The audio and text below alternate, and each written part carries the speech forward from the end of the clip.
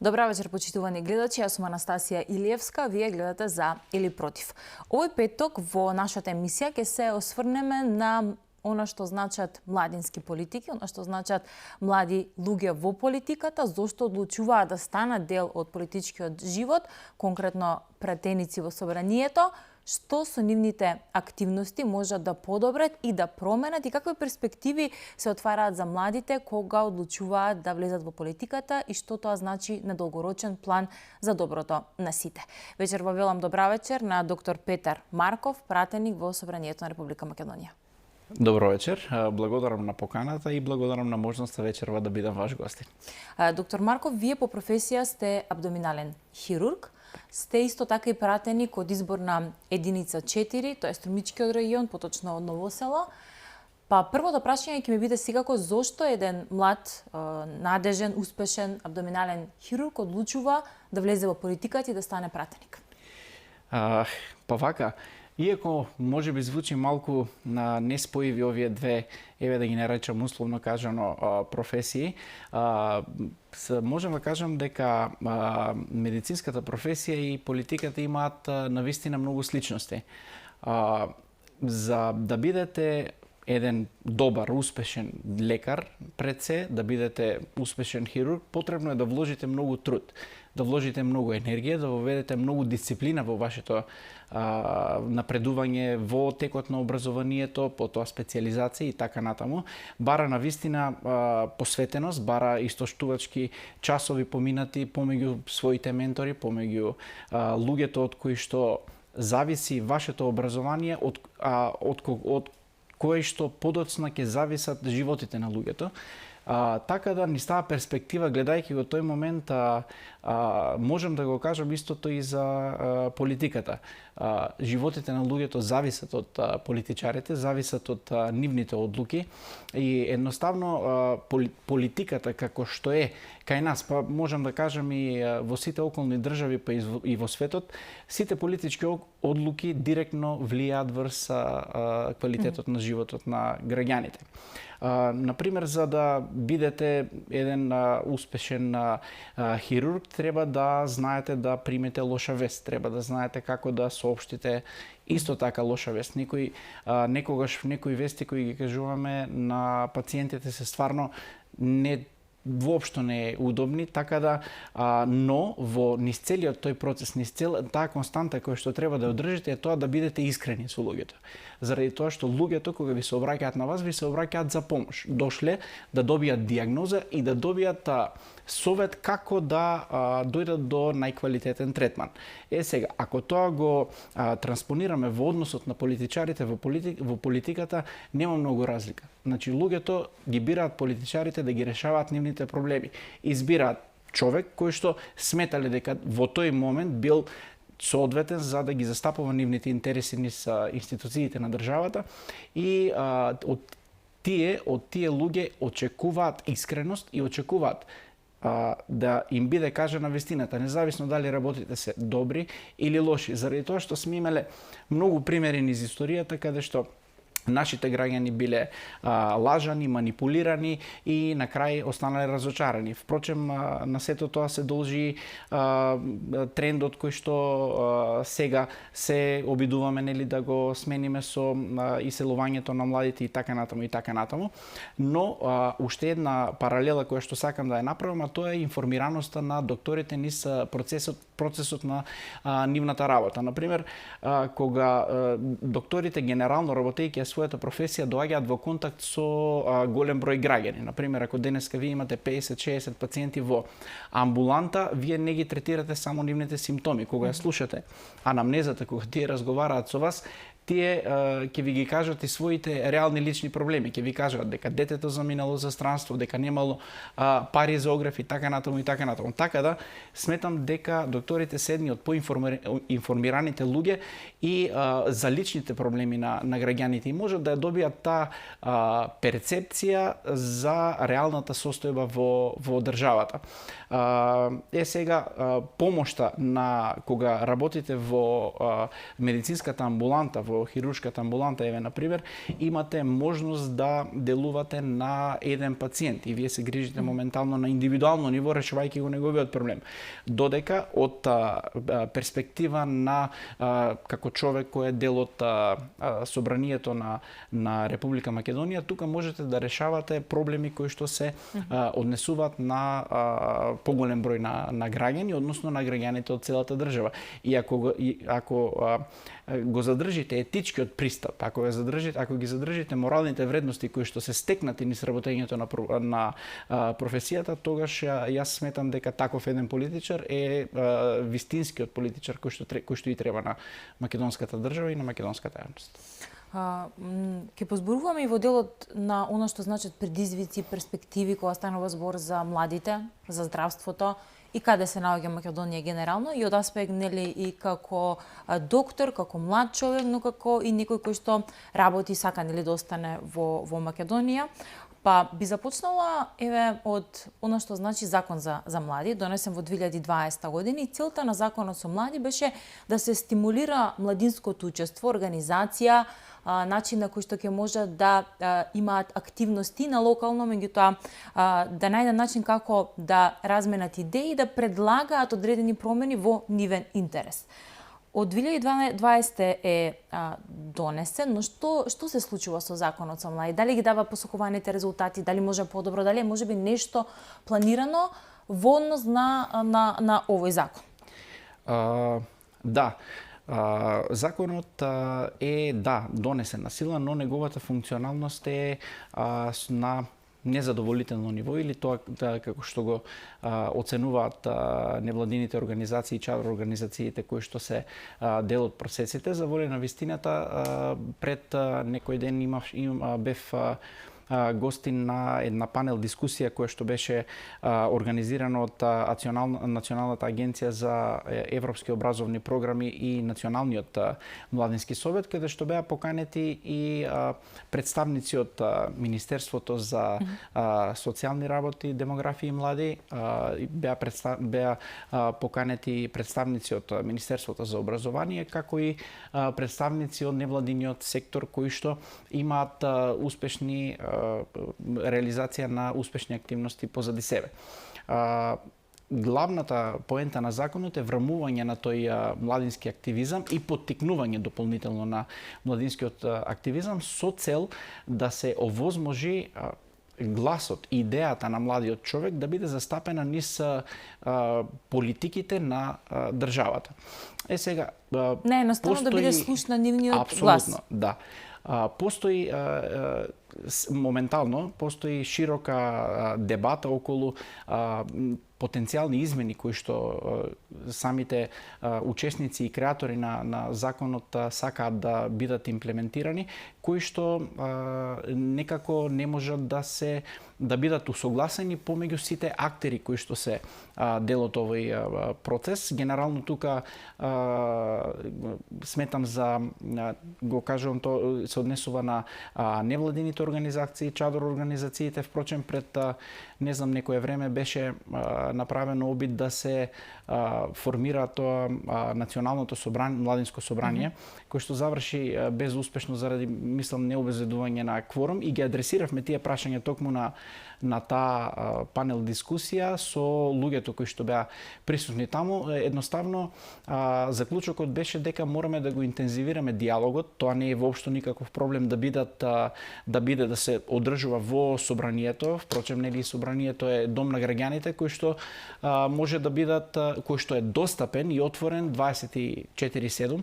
Нели, колку и да звучи тоа, не знам, малку чудно за јавноста, да, пратениците работат, се таму во собранието и сите кои што имаат потреба можат да се најават и да дојдат на било какви состаноци или консултации. И тука го кажувам тоа конкретно и за младите и за сите актери кои што се засегнати од овој процес, и тоа беше еден првичен договор. Веќе од следната недела ќе иницираме пошироки консултации во рамки на собранието со сите засегнати и сите оние кои што имаат идеи, заради тоа што пристигањето на индивидуални предлози од поедини невладини организации не значи дека тие се усогласени помеѓу себе. И сега собранието и пратениците се тие кои што треба да го изгласат, и самите се ставени пред ситуација да одлучат што да биде дел, што да не биде дел од тој закон. Има многу идеи, има различни идеи како да се за самите измени, и најдобро е да се организира првин, да се почне од тие што се најзаинтересирани, да се направи поширока дебата и да се донесат заклучоци кои што ќе бидат прифатливи за сите. Заради тоа што барем за младите кои што барем сметам дека оваа влада има сериозна почит и сака и искрен пристап, бидејќи може некој да скрои закон кој што му одговара најмногу на него, но тогаш потенцијалот за ексклузија на одредени групи, одредени организации ќе биде многу поголем. Така, со инклузивна дебата, со инклузивни разговори помеѓу сите засегнати, можеме да донесеме најдобри решенија кои што ќе бидат прифатливи за сите. Може ли да објасниме како функционираат тие локални младински совети, локалните младински центри, која е целта на нив? Дали има доволно, дали функционираат, каква е состојбата во моментот? Локалните младински совети се навистина една добра работа. Јас на време пред мислам 2014 година го поддржував формирањето на неколку младински совети низ општините во Источна Македонија. Мислам дека беше 2014 година. Тогаш во тоа време младинските совети беа формирани, почнаа со работа, почнаа да спроведуваат активности, но некако после, предпоставувам, промената на локалната власт откако се случи, најверојатно заради тоа што прекина и моето инволвирање, директно инволвирање во работата на локалните самоуправи таму, најверојатно заради, не знам, сметање, предпоставувам дека не е многу битна младинската политика, полека замре работата на тие локални младински совети. Инаку, кога говориме за идејата позади локалните младински совети, е тоа да бидат пандан на сениорските, на општинските совети. Тоа е самиот концепт е да младите да имаат тело кое што ќе биде формално, на кое што ќе разговараат за младински прашања кои се однесуваат на нивната средина, кои што ќе понудуваат решенија кои што ќе произлезат од самите нив и имаат право да учествуваат во работата на советите во општините, со тоа што имаат право да присуствуваат, имаат право да дискутираат, но во тој момент немаат право на глас, нели, доколку не бидат дел од кандидатските листи на некои од партиите или како независни кандидати. Со тоа што се овозможува тој механизам на младите да формално да комуницираат пред се со институциите и со тек на работата да ги стекнат вештините на согледување на проблемите, носење на заклучоци, понудување решенија, на некој начин се тренираат да бидат лидерите на кои што државата ќе може да се подпре во иднина. Што се однесува до младинските центри, кои што се предвидени да се отвараат на локално ниво, тоа се центри замислени како физичка просторна идентификација на младите на местата каде што тие сакаат или ќе им биде овозможено да се собираат. Заради тоа што градењето на односите помеѓу луѓето, помеѓу младите луѓе, но и луѓето генерално не е само преку формалните односи. Тука треба дружба, треба комуникација која што е неформална, која што е непосредна и така мислам дека најдобро се доаѓа до квалитетни идеи кои што подоцна би биле преточени. И не само тоа, неколку неостварени во минатото замисли кои што беа за тие младински центри да бидат тие мултимедијално опремени со цел да можат младите луѓе да ја развиваат нивната опремени и да ја развиваат нивната креативност, независно во кој домен би било тоа, но во време во кое живееме во дигитален свет, светам дека методите за младите да го изразат својот став и својата генерално своите размислувања се повеќе од достапни и ги има алатките за да го направат тоа. Како млад човек и млад пратеник и некој кој што претходно учествувал во такви младински организации, која е оценката? Дали има доволно млади вклучени во ваквите активности, активизам? Да, ако има, зошто е тоа така и ако нема, кои се причините зашто тоа го нема и како да ги поттикнеме да се вклучат во рамки на сето оно што подразбира можност за младински активизам и преку законот за млади кој што е предвиден, меѓутоа и останати неформални начини на активизам. Па сега, ние генерално гледаме два типа на младински активизам. Младинскиот активизам кој што се случува преку партиските подмладоци во Македонија, меѓу кои што јас потекнувам од младинската организација на мојата матична партија ВМРО-ДПМН, односно Унијата на млади сили, и тој невладин сектор во кој што луѓето би требало да се ангажираат. Сега, моментално, и тоа сметам дека некоја појава која што трае веќе повеќе години, постои некој јавен дискурс, некој наратив кој што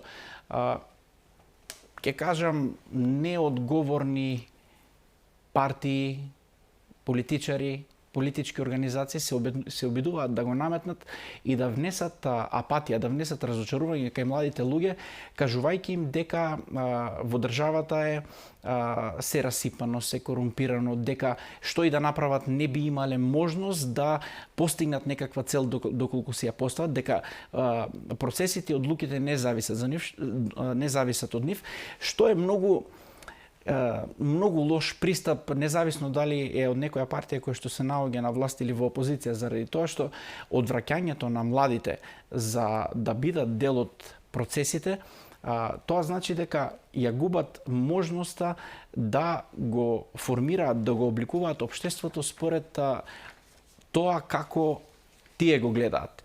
И сега ние на генерално, например, јас како ќе повторам дека потекнувам од Унијата на млади сили на ВМРО-ДПМН. Ја пред мојот активизам го започнав и пред навршување на моето полнолетство, некаде пред нешто помалку од 2 децении, и можам да кажам дека и интеракциите и врските и дисциплината која што се стекнува низ тие процеси и низ тој активизам не се споредува со било каква едукација во училишна клупа или така натаму. Заради тоа што јас како млад човек, кога сум почнал со политичкиот активизам, кога се вклучувате во тие текови, немате ресурси.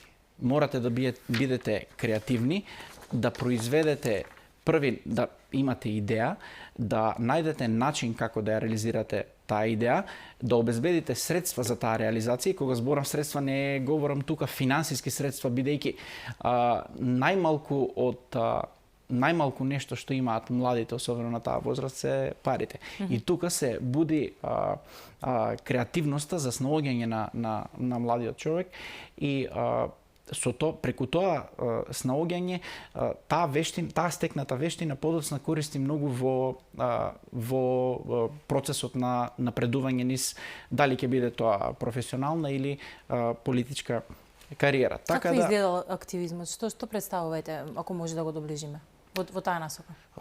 Па активизмот, видите, како најголемо зло што можеме да направиме на еден млад човек е тоа да му кажеме дека процесите не зависат од него. Или дека што и да се случува не може да влие на тоа. Но тоа е прво и прво лага, тоа е многу погрешно и една порака до младите луѓе. На нас ни треба масовна политизација кај младите, масовно вклучување во тие процеси, заради тоа што младите и со нивниот темперамент, и со нивните знања, колку и да сметаат дека се ограничени, колку и да сметаат дека се неелоквентни, имаат капацитет за да предизвикаат сериозна промена и сериозна промена во размислувањето кај луѓето кои што ги носат одлуките. Ако бидат исклучени од процесите на носење одлуки, тогаш битката е загубена уште пред да биде. Тогаш само ќе ги трпат последиците кои што некој друг ќе ги носи во нивно име. И таа апатија, таа апатија потоа прераснува во како да кажам, во да не употребам лош збор, незаинтересираност или пак она многу често знаеме да слушнеме дека кај младите, барем тоа особено во еден период додека растевме, беше дека не треба да ве интересира политика, вие сте млади, меѓутоа како одминува времето и како станува светот едно глобално село, ако може да го кажеме, сваќаме дека апсолутно треба да не интересира се што е поврзано со политика, бидејќи де факто директно и индиректно влие врз квалитетот на нашиот живот. Меѓутоа важеше тоа дека вие сте млади, не треба да ви интересира политика, или јас сум млад, не се замарам најнародски, најмладински кажано со политика. Така, јас не се согласувам со тој став, напротив, кажав претходно, потребна ни е политизација, потребни ни се млади кои што ги разбираат процесите, и на тој став, нели, бегај од политика. Следното што доаѓа е, сине, зема ја дипломата и бегај од тука. Баш заради како причинско последичен момент на претходното тоа што го кажате. Јас знам дека луѓето може, кај младите луѓе може да се јави и незадоволство. Но зошто се јавува? Ако се јавува незадоволство, зошто се јавува тоа незадоволство? Заради тоа што некој континуирано ги убедува дека процесите не зависат од нивниот глас. Тие остануваат пасивни, не се вклучуваат во процесите, а гледајќи дека сепак процесите продолжуваат да течат. Но некој друг ги креира тие процеси наместо нив и се јавува тој револт и најчесто што се случува е тоа, нели, да ги спакуваат коферите и да заминат од државата, оставајќи простор за некои, доколку индивидуално, субјективно се сметаат дека се поквалитетни, не треба да го истрошат тој потенцијал и таа мотивираност да одат својот придонес да го дадат во развојот на некоја друга држава. Заради тоа што ако младите се нешто, тоа е неограничен потенцијал, кој што го губи државата, губат семејствата и едноставно не можеме да разговараме за држава, за образование во кој што немаме млади. Па дури и да постои тој револт, треба да го има тој борбен мајндсет во кој што ќе си кажат, да, јас ќе го посветам времето, ќе станам дисциплиниран, ќе ги стекнам вештините кои што моментот ги определува дека се потребни да ја направам таа промена, ќе ги победам во таа игра, која што не ми се допаѓа на мене, за да можам да ги наметнам промените кои што сакам да ги видам. Тоа е тој мајндсет на млад човек кој и треба на Македонија. Најлесно е сите во еден момент да ги спакуваме коферите и да заминеме. Јас да ви кажам, еве, од лична перспектива, сакате да бидете успешен како млад. Спомнав, ограничени ресурси, како да кажам, имате желба и дисциплина. Но, ако во одреден момент се откажете или замислите, тогаш сте ја загубиле битката во самиот почеток. И како што поминува времето, притисокот од таа потреба за снаоѓање не се намалува, независно на кој ниво ќе напредувате. Еве, активист, средно образование, високо образование, таа желба за да го направите уште еден чекор понапред не заминува.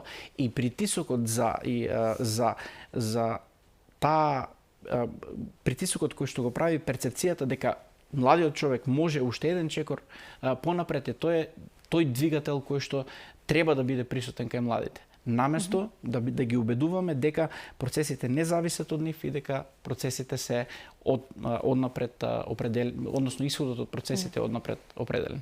Ова ме носи на следното прашање, имајќи предвид дека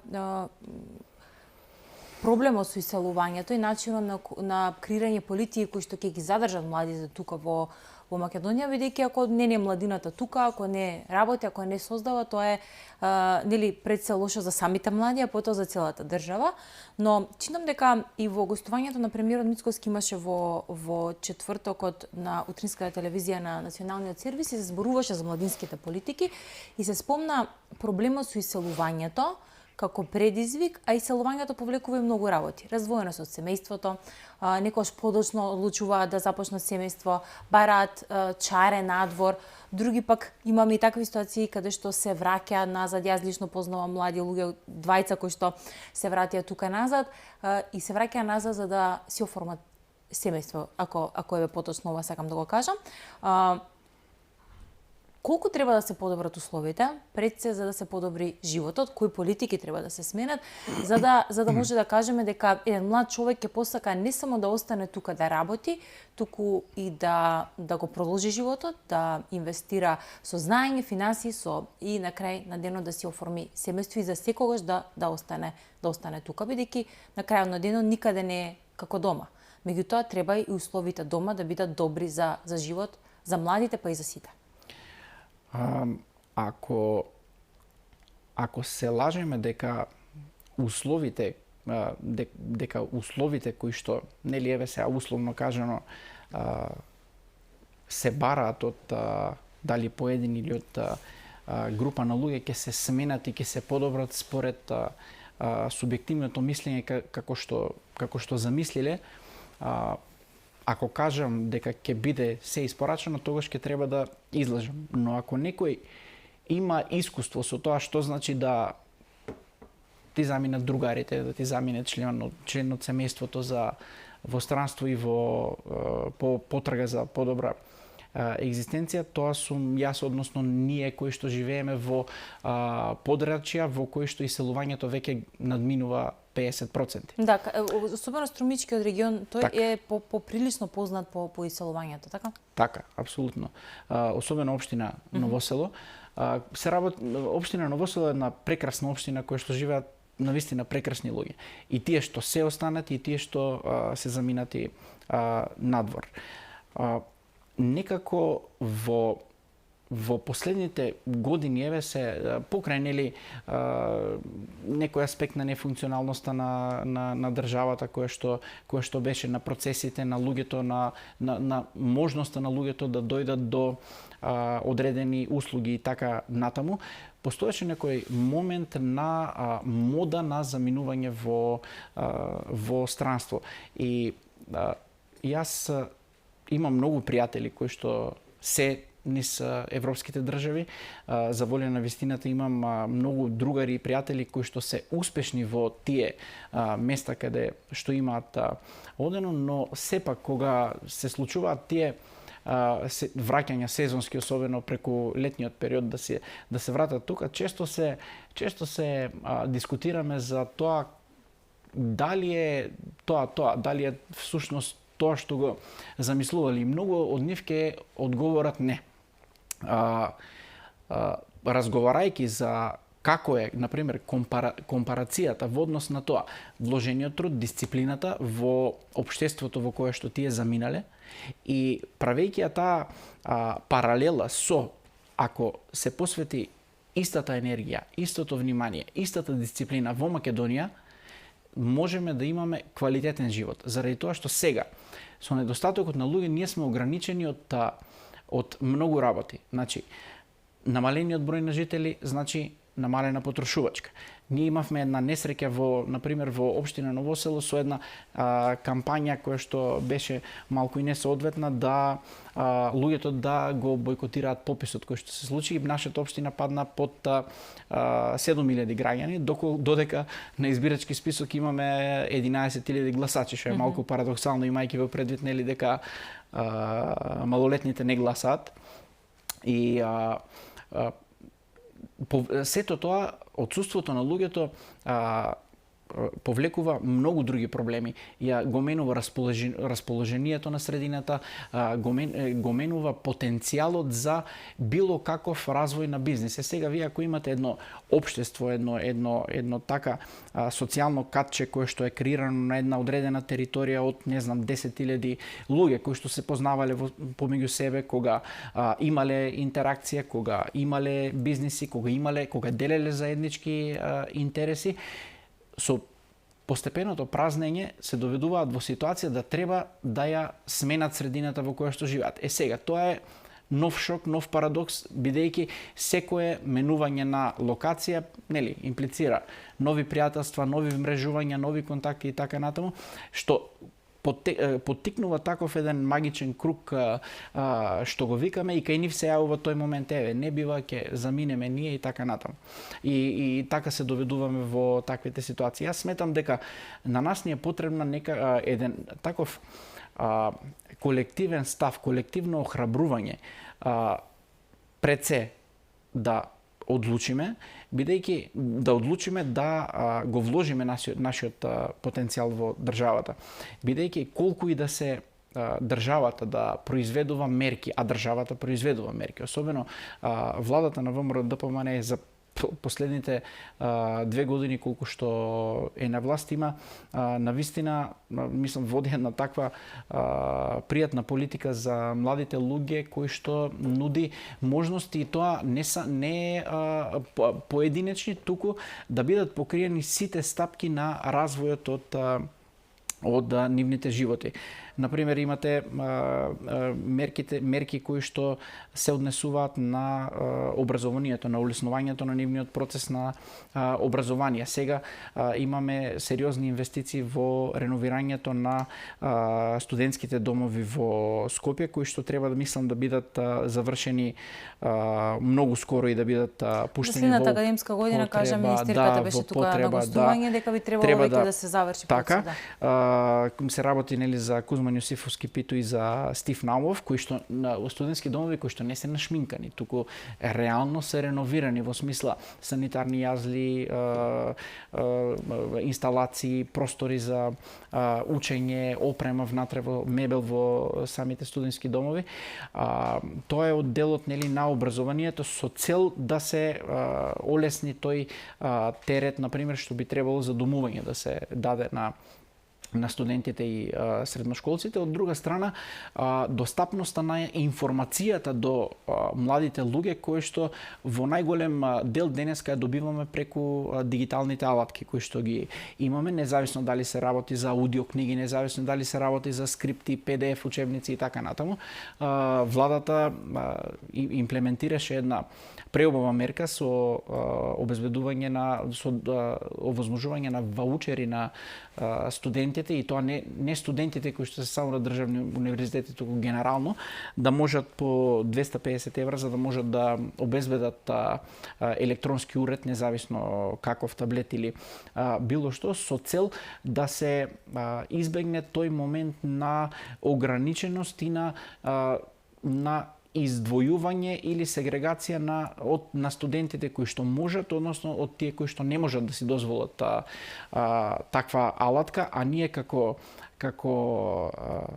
партија и како влада сметаме дека најскапото нешто во денешно време е информацијата. Младите мораат да бидат информирани, од проблематиките, од нивната професија која што нели сакаат да ја стекнат, треба да бидат информирани од случувањата, треба да бидат информирани од материјалите во процесот на настава, така да таа бариера, еве да кажеме дека е симната со еден таков проект.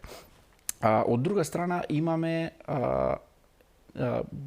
буџет кој што најголемиот буџет оваа година е за научно-истражувачка дејност, кој што им овозможува на младите кои што знаат да сработат научни трудови, знаат имаат информација каде да ги објават, достапни се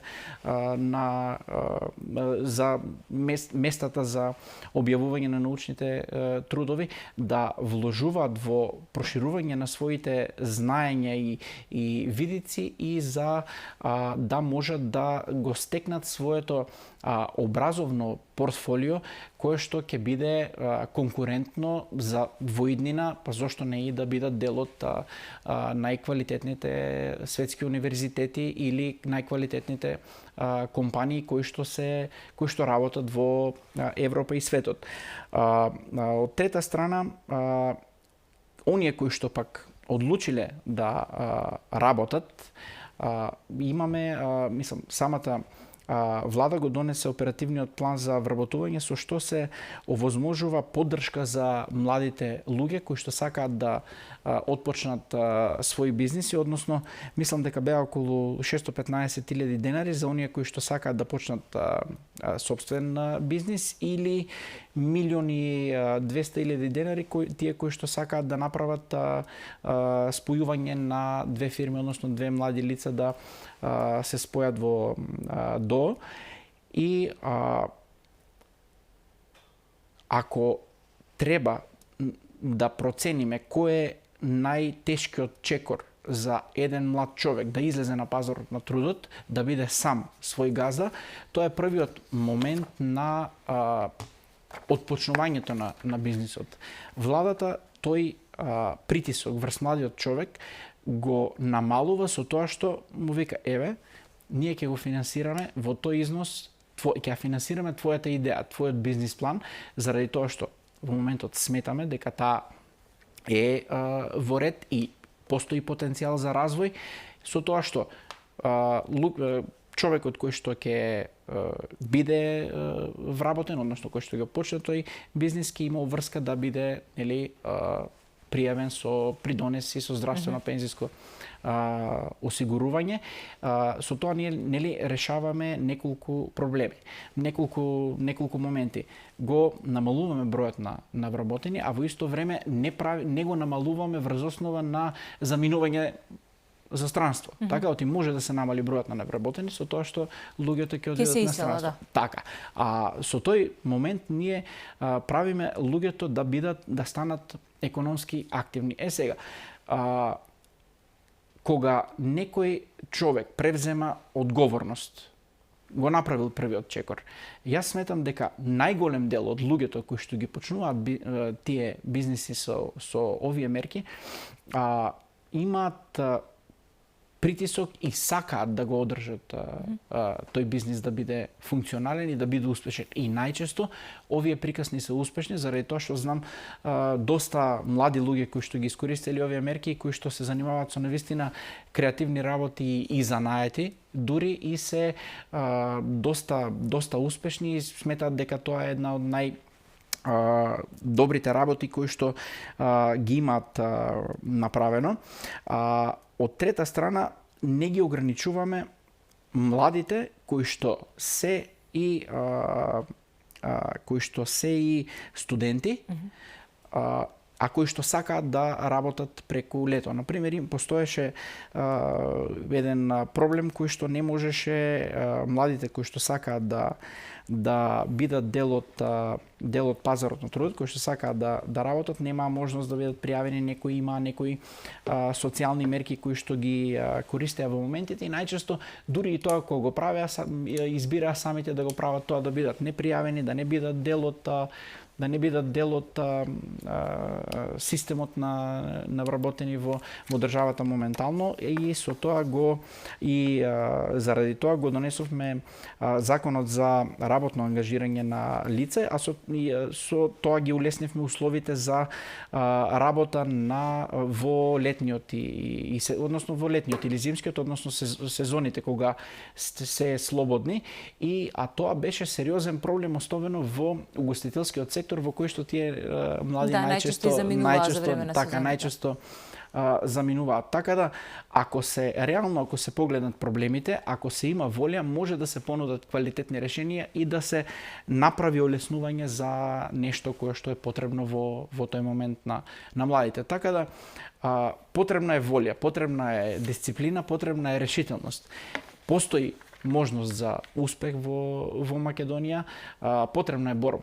Значи, потребна е борба, тоа нема никој да го оспорува, но на крај и секој поединечно никој ништо не ни е должен само од себе. Мораме да го посветиме нашето и внимание и труд и знаење со цел ако сакаме да постигнеме нешто за самите себе, за нашите семејства, за нашите општества и не гледам друг начин на подобрување на условите на младите и генерално на состојбата во државата од тој аспект. Ќе направиме тука една кратка пауза за реклами, па ќе се вратам на нас да би сакала да видам и зошто вие како доктор останавте тука кога многу колеги ваши одлучуваат да заминат и како ќе се решат и проблемите, односно предизвиците во делот на здравството. Кратка пауза за реклами, па се враќаме назад во студио.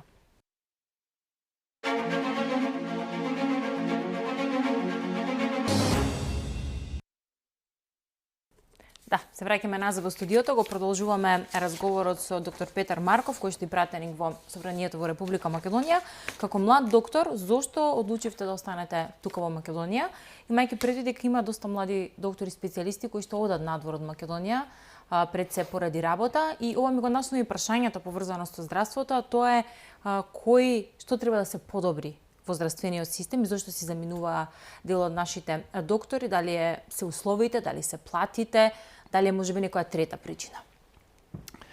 За волја на вистината, јас бев изложен, како за време на моето студирање имав прилика да одам на некои студентски размени и во посета на едукација на некои центри низ Европа, во кои што добив понуди за останување, но сепак таа врска која што имав создадено со државата преку интеракциите низ овие односи и тој активизам што го спомнавме порано, представуваше многу поголема цена за да ја направам таа трговија, односно дали да напуштам се што имам стекнато до сега во мојата држава, во мојата татковина, или да отидам во некој друг систем кој што ако малку по-длабоко навлеземе во него, можеби не можеме да кажеме дека ги има идентични аномалии, но истите аномалии, но на различно ниво. Јас таа одлука која што ја носев за дали да го продолжам моето и образование и работа, ја носев секако во дискусија, во консултативен процес со мојата сопруга, тогаш девојка, бидејќи и таа е исто така лекар, гинеколог, која што исто така посвети многу време и внимание и енергија на нејзиното образование и стекнувањето на својот авторитет во текот на нејзината работа. И наша генерална одлука беше дека не постои цена или простор за размислување за да направиме таква одлука. Што се однесува до мотивите на луѓето да заминат од државата, можеме ние да бараме причина во се. Можеме причината за заминување да биде заради тоа што не ни се допаѓа нашиот колега на работа.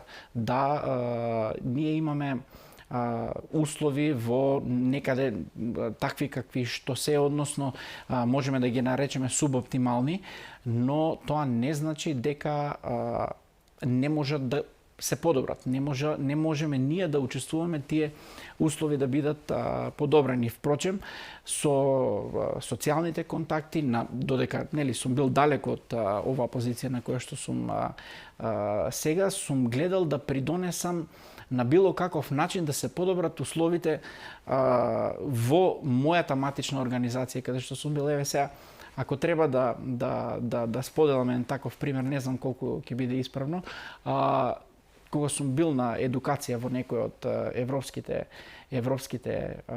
земји, во една болница која што користеше навистина скапа опрема за инструменти кои што се навистина скапи, таму беа за една употреба.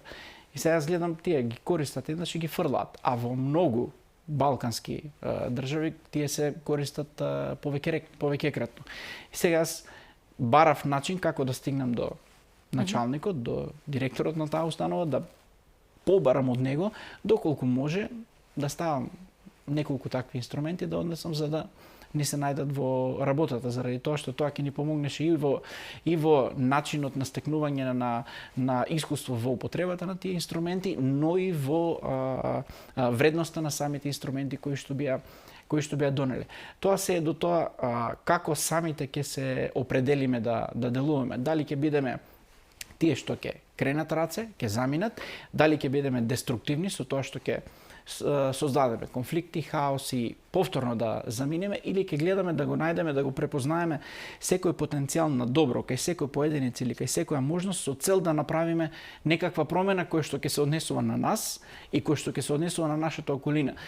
Доколку ние не се однесуваме така да креираме хармонија во нашата работна средина, треба да запаметиме ние дека поминуваме минимум 8 сати од денот во работејќи на нашите професори, на професии. За волја на вистината, медицинската професија која што консумира уште повеќе време, и сега ние ако пресметаме дека треба 1/3 од животот да ја поминеме во спиење, 1/3 треба да ја поминеме во некакви други активности, повеќе од 1/3 треба да ја поминеме во средина во која што нема да биде погодна за нас, нема да ни се допаѓа, нема да постои. Но колку треба да се подобрат и условите на самите доктори во кои што работи, што треба да се промени во здравството, бидејќи кога имаме добар здравствен систем, кога имаме доктори кои што остануваат тука, автоматски ќе имаме и посретни граѓани, ќе имаме достапни места каде што се лечиме, нема да бараме специјализанти од едно на друго место. И ова ми го наметнува уште едно подпрашање кое што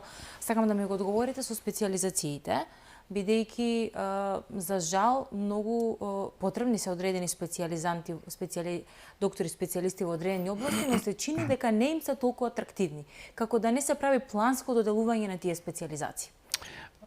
Така е, потполно се согласувам. За во однос на колку е потребно подобрување на условите. Да, подобрување на условите во јавното здравство е потребно. И тоа се прави. За волја на вистината, тоа не може да се направи се одеднаш, заради тоа што инвестицијата во здравството е скапа инвестиција. Нашиот концепт на здравство е социјално здравство, зависиме од буџетот на државата и од бројот на осигуреници, така да не можеме со магично стапче да решиме се одеднаш. Но дали има победи кои што ова влада ги направила за овој краток период? Да, и тоа има многу. Например, еве сега доколку треба да земеме поединечни примери, би го земал реновирањето и реконструкцијата на клиниката за гинекологија и акушерство, кој што навистина се подобрија условите таму, и тоа не само инфраструктурни услови, туку се набави дополнителна опрема и се вложи во едукација на персоналот. Ние сега бележиме сериозен пораст во извршените минимално инвазивни интервенции кои што се завршени на клиниката за гинекологија и акушерство. Имаме бележи стагнација, намалувањето на бројот на родени деца во таа институција, што е за поздравување, бидејќи во блиското минато имаше сериозен пад во бројот на родени деца во таа институција, и тоа е еден влог кој што е направен на многу приоритетно и на едно од најсензитивните места во најсензитивните гранки од здравството. Од друга страна, веќе за некој ден, не сум сигурен кога треба да биде завршени и пуштени во употреба 6 ултрамодерни операциони сали кои што се направени на клиниката за Тоа Релуц. Сега, ако некој имал потреба за било какво за било каква несреќа или итен третман, итно лекарско згрижување, тоа била клиниката за Тоарилуц. Значи имаме приоритизација на местата, на локусите каде што се прават тие инвестиции. Или, еве сега да земеме друг пример. Примерот со паркингот, достапноста на клиниката на клиничкиот центар Мајка Тереза за луѓето кои што треба да дојдат да се третираат таму. Веќе се потпиша договор помеѓу Министерството и град Скопје за инвестирање во решавање на паркингот во кругот на клиничкиот центар, со тоа што ќе се градат три катни гаражи кои што ќе бидат комплетно дигитализирани со сензори и пациентите не само што ќе можат да го користат тој паркинг простор, туку ќе имаат можност пред самото тргнување од своите домови да се упатат на клиниката, да резервираат место, на паркинг место, знаејќи каде треба да се упатат, каде треба да го паркираат своето возило со цел да искористат некоја здравствена услуга. Од трета страна, достапноста на здравството по, например, еве јас ако треба да знаам да направам, би ја издвоил географската достапност на здравствените услуги за одредени за пациентите и достапноста за лицата со попречености. Еве ќе почнам за достапноста за лицата со попречености. Сега за некое време следен чекор кој што ќе се направи е воведување на флагирање на означување на лицата кои што се со попречености, а кои што им е издаден упат од матичен лекар за да искористат некоја услуга. Со самото издавање на упатот ќе постои информација кај докторот кој што ќе треба да биде ординирачки доктор на тој пациент за да користи услуга од него, за да даде приоритет за спроведување на неговиот преглед. Од втор аспект за лицата кои што за глувонемите лица ќе постои можност за човек кој што ќе ги прифати заради таа бариера во комуникацијата која што се создава непознавајќи го знаковниот јазик, непознавајќи го знаковниот јазик од страна нели на персоналот. Ќе има човек кој што ќе биде уште самото креирање на тој упат ќе биде известен, ќе добива информација и ќе треба да го прифати и спроведе тој човек помагајќи му во комуникацијата со сите места, односно на сите шалтериеве, така условно кажано, кај што ќе треба да се појави со цел таа услуга да биде подостапна до него. Од аспект на географската достапност на здравствените услуги, јас пак би сакал да го земам примерот во Струмичкиот регион, односно мојата општина, од каде што потекна општината Ново село. Ние 7 или 8 години општина Ново село и нејзините граѓани беа оставени односно немаше дежурен лекар. Матичните лекари работеа додека им беше работното време и потоа луѓето за било што и да се случеше нема каде да се обратат. После многу време и здравствениот дом кој што ги управува просториите, односно дежурната служба во општина Ново село, во еден момент дојде до тоа да биде само со еден активен факсимил на лекар во итната медицинска помош, што е поразително. А тие не обслужуваат само општина Ново село, туку го обслужуваат целиот регион. За да треба да искомунициравме, ги артикулиравме нашите потреби до Фондот за здравство, Министерството за здравство и Министерството за финансии, беа одобрени финансирања, луѓето беа вработени и беше доведен дежурен лекар во општината. Од трета страна сега, каква е моментот на креативност и искористување на потенцијалите на услугите на различни институции.